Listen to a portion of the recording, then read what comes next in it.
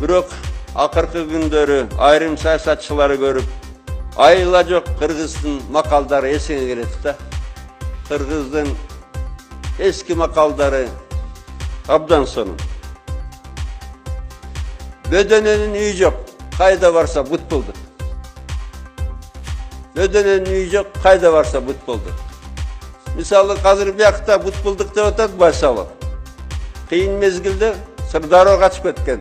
2007-жылы башка жакка бут болдук да. Эми момундай күнөштүү жердин күктөрү үчүн намыс деген, мекен деген, Манас деген, ата жұрт деген такыр сезим жок да. Таптакыр сезим жок.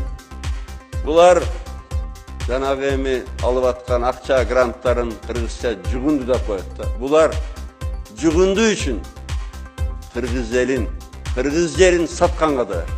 Булар ушу жугунду үчүн кыргыз элинин намысын тебелегенге да.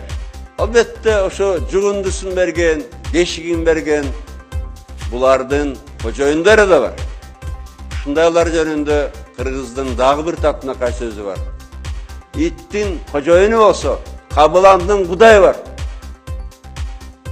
Иттин кожоюну болсо, кабыландын кудайы бар. Мындайларды элдин каргышы урат. Мындайларды кудай урат. Улуу Манас дастаныбызда мындайлар жөнүндө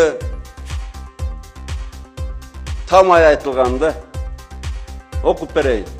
Элди, жерди сатканды төбөсү ачык көк урсун.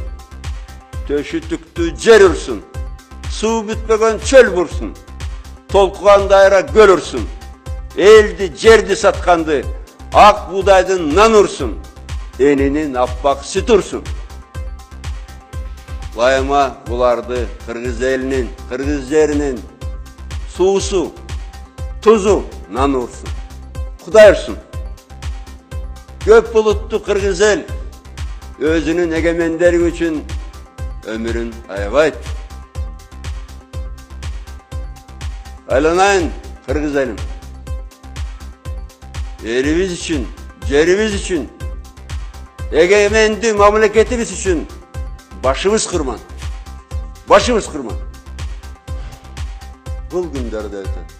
Кудай буйруса, биз Кудай колдогон элбиз, байыркы элбиз. Бул күндөрдө өтөт. Кыргыз көчү өзүнүн жолун тапты. Ит үрө берет, кербен жүрө берет. Иттер үрө берет, кербен жүрө берет. Аман эсен бололу.